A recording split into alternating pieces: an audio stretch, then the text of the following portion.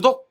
독사친 여러분, 복하! 독신살롱의 살롱주인 고요입니다. MBC 드라마의 사활을 건 작품 검은 태양, 지금 남궁민 배우님이 연기력으로 하드캐리를 하고 있는 상황인데요. 추리할 거리도 굉장히 많고 떡밥들도 많아가지고 보시는 분들이 굉장히 어려워하실 수 있다, 이런 생각이 많이 듭니다. 물론 저도 지금 그런 상황이고요. 그래서 오늘은 한번 이 검은 태양의 앞으로 이야기, 큰 줄기 같은 걸 한번 전반적으로 알아볼까 이렇게 생각하고 있는데요. 일단 두 가지 정도를 같이 볼까 해요. 하나는 한 지역이 어떻게 기억을 되찾을 것인가, 두 번째는 국정원 안에 있는 스파이가 누구일 것인가, 요거에 대해서 한번 보도록 합시다. 자, 그러면 우선 이 한 지역의 기억에 대해서 한번 볼게요. 한 지역은 지금 지난 1년간의 기억이 없는 상태인데 스스로가 자기의 기억을 지웠다, 이렇게 이야기가 나왔어요. 이 기억을 지운 이유에 대해서는 몇 가지 생각해 보자면, 한 지역이 지금 국정원 내에 스파이를 쫓고 있었고 그 마지막 하나의 퍼즐 정도가 부족한데 아마 그 퍼즐을 찾기 위해서는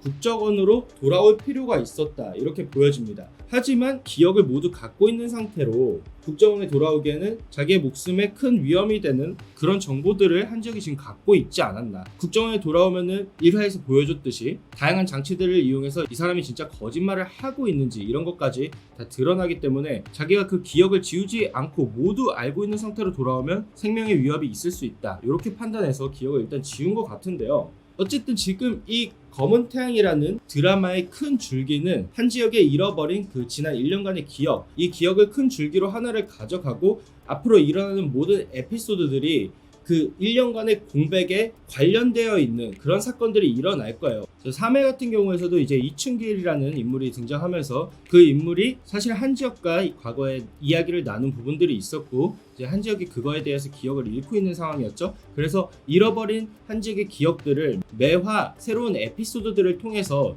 채워주는 그런 형식인데요. 4회에서도 이제 천재 해커 소년의 아버지, 그러니까 국정원에 있었던 그 아버지가 한 지역과 서로 메시지를 주고받고 있었다, 이런 이야기를 오늘 보여주면서 한 지역의 기억의 공백들을 채워줬었죠. 그래서 그 결과 이춘길이 전화했던 마지막 통화 상대가 서수연이었다라는 결론이 오늘 나왔습니다. 그런 것처럼 이제 앞으로 계속해서 매화 에피소드들이 잃어버린 1년간의 한 지역의 기억, 그 공백을 채워주는 이야기들이 나올 것인데, 그렇게 계속해서 기억을 채워가던 한 지역이 어느 순간 완전한 자기의 기억을 얻을 거란 말이죠. 내가 잃어버린 그 기억 자체를 모두 통으로 얻게 될 거예요. 왜냐면 그거는 한 지역이 남겨놨던 USB에서도 나중에 내가 찾아갈 것이다, 이런 이야기가 있었기 때문에 어느 순간 통째로 기억이 돌아오게 될 것인데, 저는 그거에 대해서 좀 이렇게 생각을 합니다.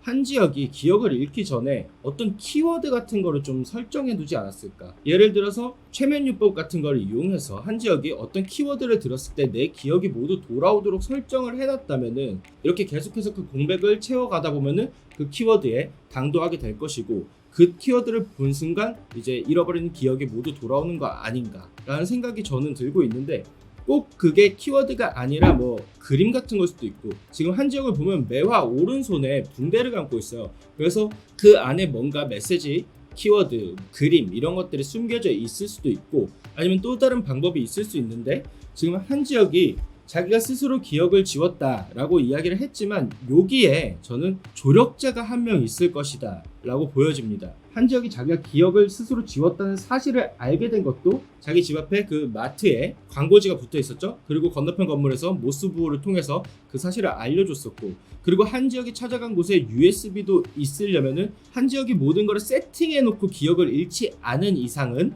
분명히 누군가 조력자가 필요한 상황입니다. 근데 한 지역은 지금 계속해서 해외에 있었기 때문에 아마 국내에 들어와서 이 모든 걸 세팅하기에는 어려움이 있었을 거고, 분명히 조력자가 있을 것인데 그 조력자를 통해서 나중에 기억을 얻는 어떤 방법을 설정해 놨을 수도 있을 것 같다 라는 생각이 들고요. 그리고 한 지역이 이렇게까지 자기 기억을 지우고 온 이유, 그건 바로 국정원 안에 이제 스파이가 있기 때문인데요. 그 스파이를 잡아내기 위해서죠.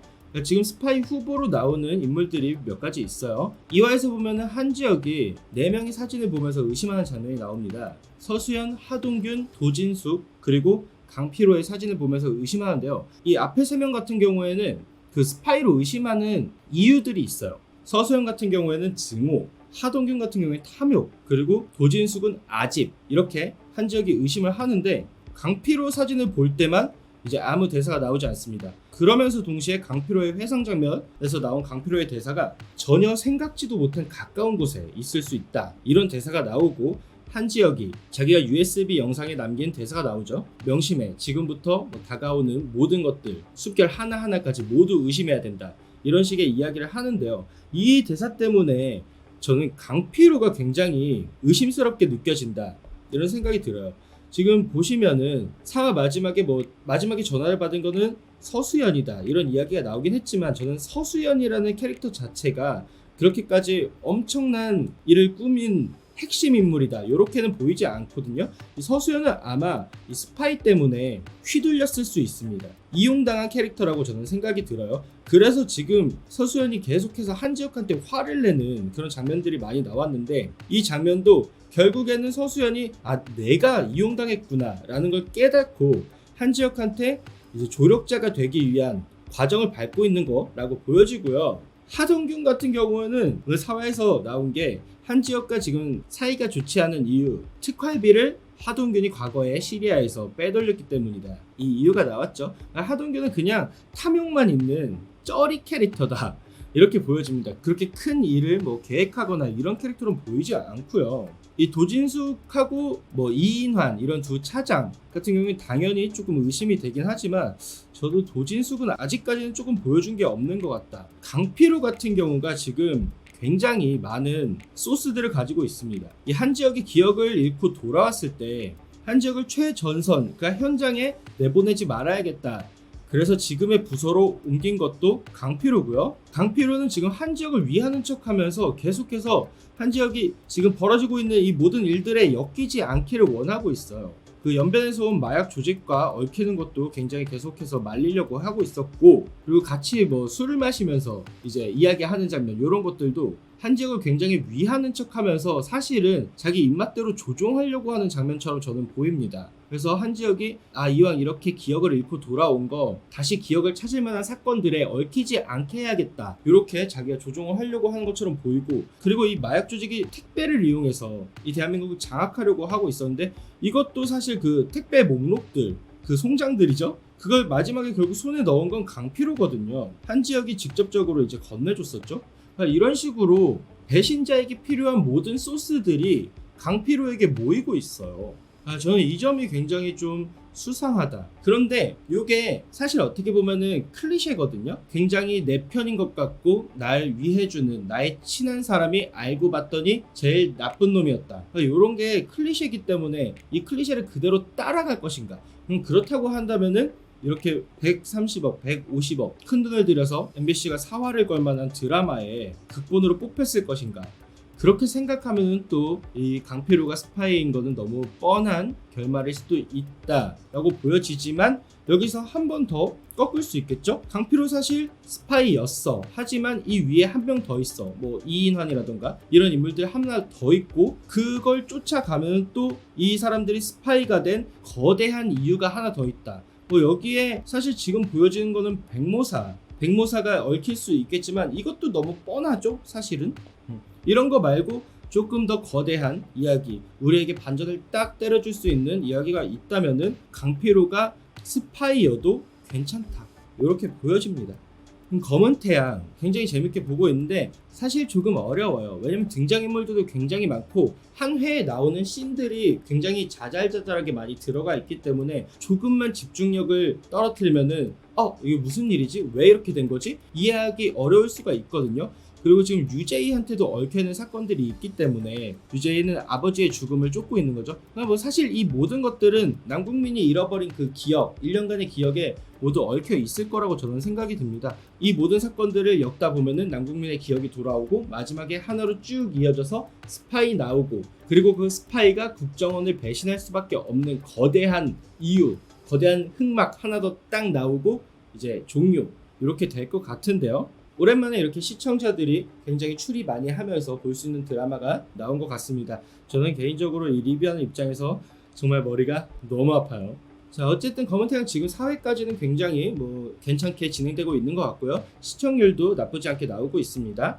1회 7.2%, 2회는 8%, 그리고 3회는 9.8%, 이렇게 계속해서 상승 곡선 그려가고 있고요. 거기다 12부작인 것도 굉장히 마음에 듭니다. 뭐 후에 스피노프 작품으로 과거 이야기를 하는 2편이 더 있다 이렇게 얘기를 하는데 그래봤자 14회거든요. 그래서 이야기 전개를 뭐 질질 끌거나 하는 건 전혀 없이 빠르게 탁탁탁 전개해서 멋진 마무리 땅 해주지 않을까 좀 기대하고 있습니다. 그리고 남궁민 배우님 연기가 너무 좋아가지고 정말 재밌게 보고 있어요. 그래서 다음 주도 우리 같이 라이브로 보면서 검은 태양 즐겨보도록 합시다. 자, 오늘 리뷰 재밌게 보셨다면 구독과 좋아요 그리고 알림 설정까지 눌러주시면 저희 영상이 업로드 되는 대로 바로 보실 수 있습니다.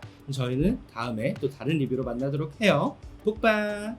멤버십 가입 감사합니다.